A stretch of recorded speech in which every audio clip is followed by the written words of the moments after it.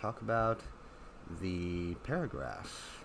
In a well-known manual of English composition and grammar, the author William Strunk, by the way, this book is called The Elements of Style.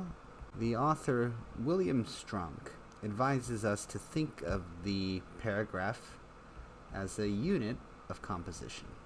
The unit of composition. It's how you break up your main idea. So if you're writing an essay, you have a main idea. If you're writing a story, you also have a main idea, or what we might call a theme, an overarching theme. It's how you divide your main idea into sub-ideas or smaller topics. You might have a topic 1, topic 2.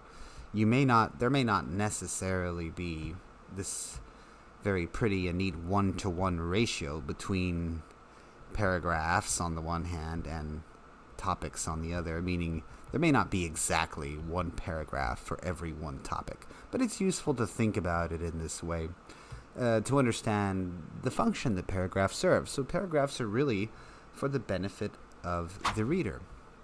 It breaks up what would otherwise be a long, monotonous block of text into smaller units so that it's more easily digestible. Each of those units or paragraphs will correspond to 1 or 2 topics, more or less. What marks off a paragraph is the topic sentence, as you might guess.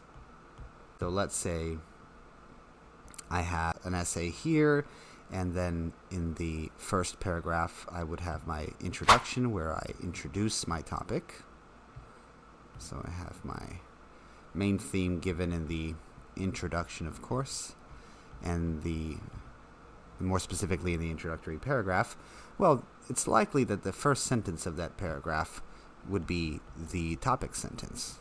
Now, that's not always the case. Sometimes the topic sentence comes in the middle of a paragraph or at the end of a paragraph.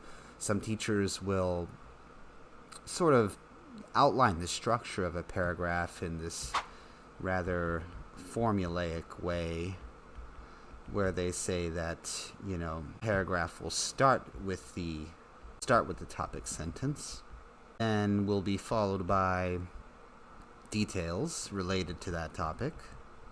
So let's assume we have 3 details, although the number of details is not always so neatly countable, right? Especially if you're dealing with a rather creative work of fiction, closed off with a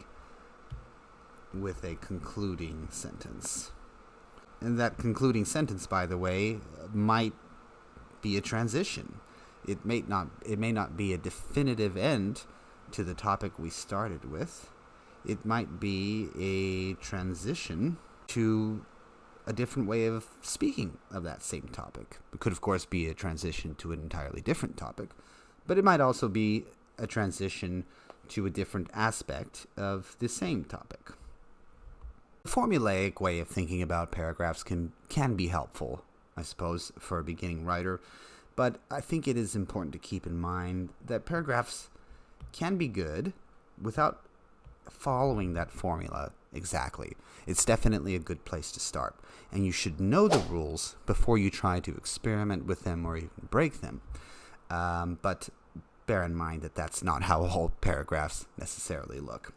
Now, if you're writing a brief description of something, let's say a summary of an article you read. So a brief description, for instance, the summary of an article or a short story, or if you're writing a brief account or description, I'm going to say account so as to not be repetitive, of a single incident, or if you're writing, let's say, a narrative, single action. Strunk says, and I think this is pretty good advice here, that you can do that in one paragraph. You can likely get away with doing that with a single paragraph. Bear in mind that a paragraph, generally speaking, is 5 to 7 sentences long. Of course, that's not always the case. I mean, if you think about fiction, for example, and if you think about lines of dialogue, where two or more characters are speaking to one another. Then you might have a case where you have paragraph breaks, divisions into paragraphs of consisting of single words. Say one character asks another, "How are you today?" "How are you?" Let me fix that. "How are you today?" said Jane. Forgive me for using a generic name. And then Joe or whatever goes, "Great. I'm doing great," or just says "great." Well, these are paragraph breaks, but that's perfectly acceptable. So again, general rules are to help us to understand what paragraphs may look like or what they frequently look like, but they don't always apply. And the best way to understand when those general rules apply and when they don't is to do a lot of writing yourself on the one hand, but to learn from other writers. And so you have to be a good reader to be a good writer, and consequently to be good at paragraphing. Before I close, once you've written a paragraph, once you have already written one, it's a good idea upon reflection. So after writing, you've written your draft. After writing, reflect. Reflect on the paragraph you've written and see if you can divide it into smaller paragraphs.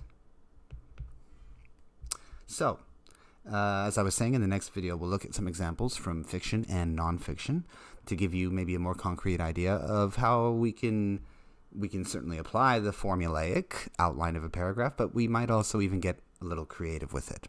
So I'll see you there.